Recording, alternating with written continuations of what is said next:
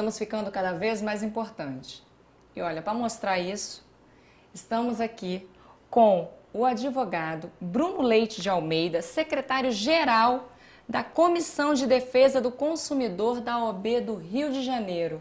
E vamos abordar um assunto muito interessante para todos nós, que somos pertencentes à sociedade brasileira.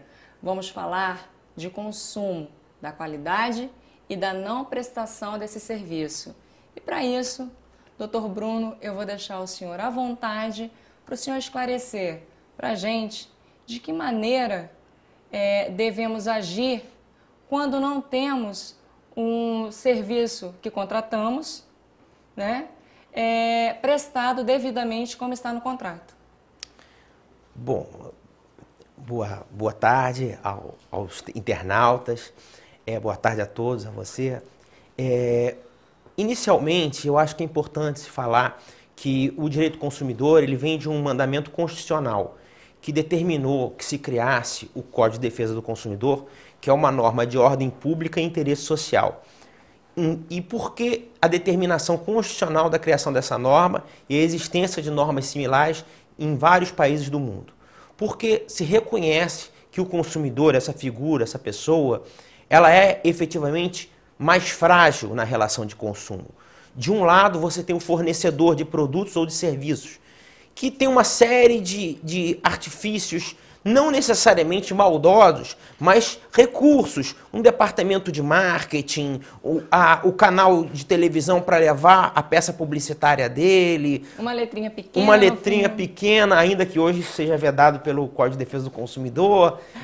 Uma série de artifícios que deixam o consumidor mais frágil. E por essa razão é necessário o direito do consumidor para proteger esse consumidor. Uma pergunta, doutor. De que maneira o consumidor pode ter a certeza de que a não prestação desse serviço contratado pode ser... Ele tem como entrar com recurso, sem contratar um advogado, sem ter mais gastos, sem gerar ônus, um ônus maior para ele? Bom, o consumidor, já de algum tempo, ele tem a seu dispor o canal dos juizados especiais da Justiça, e da Justiça em particular dos juizados especiais, onde ações de até 20 salários mínimos, ele pode efetivamente ajuizá-las sem advogado. Ele procura o balcão do juizado especial, explica a questão, tem lá um servidor que vai orientá-lo a reduzir aquilo ali por escrito e inicia-se um processo. Mas hoje já se está falando que essa solução judicial não é a ideal, porque efetivamente sobrecarrega o judiciário. O judiciário é uma máquina cara. Então estão começando a se desenvolver os canais de solução extrajudiciais dos conflitos. Aí um que eu faço destaque especial é o consumidor.gov.br, que é um site disponibilizado pelo Ministério da Justiça, onde os grandes fornecedores, companhias de telefonia, grandes magazines, grandes fornecedores do mercado de consumo, vão a este portal, se cadastram, e aí o consumidor, ao buscar o consumidor.gov.br, ele vai efetivamente fazer sua reclamação, o próprio site, quer dizer, o Ministério da Justiça, vai notificar aquele fornecedor, que terá uma equipe pronta para tentar solucionar o problema daquele consumidor. Vejam bem, sem qualquer ônus, sem qualquer gasto, somente tendo acesso a um computador que possa usar a internet. Essa praticidade, ela é disponível para todo o país? O consumidor.gov.br é do Ministério da Justiça, então está disponibilizado para todo o país. No Rio de Janeiro, nós temos também o PROCON estadual e municipal. Todos os dois têm canais de reclamação via telefônica ou online, sendo que o PROCON do estado do Rio de Janeiro, ele tem inclusive um aplicativo para smartphones e tablets, pelo qual o consumidor pode fazer até reclamação via tablet e smartphone. Que maravilha! Doutor, e no caso da contratação de serviços prestados por autônomos, pessoas como advogado, psicólogo, professor de educação física, e esse serviço ele é pago, mas não é prestado corretamente. De que maneira eu posso requerer a atuação correta desse profissional? Todos eles, tanto os profissionais liberais quanto os autônomos, eles estão também, do momento que oferece a sua atividade no mercado de consumo, submetidos sim a regras do Código de Defesa do Consumidor. Todavia, no caso dos profissionais liberais, a responsabilidade destes não é objetiva, como é dos grandes fornecedores, como é dos bancos, das seguradoras, dos supermercados. Esses respondem pelo dano causado independente de culpa. Já o profissional liberal, o advogado, o psicólogo, o médico, esses não. Esses vão responder sim pelos danos que eles causarem aos consumidores dos serviços deles, só que há a necessidade de comprovação da culpa.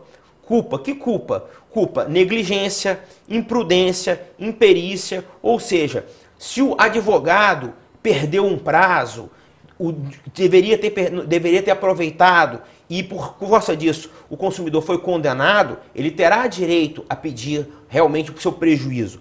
A mesma coisa também em relação ao médico. Se o médico ele tinha um tratamento que ele conhecia e podia utilizar para salvar a vida daquele paciente e não usou, efetivamente ele pode vir a ser responsabilizado. Mas isso aí quem vai verificar é o juiz. Por quê? Porque o juiz vai ter que verificar se houve culpa do profissional. Veja que o advogado perdeu o prazo, não é um prazo pequeno que não teve reflexo para o consumidor. É aquele que efetivamente, um recurso que poderia reverter uma decisão contrária ao consumidor, uma defesa que o consumidor deveria exercer e não foi exercida.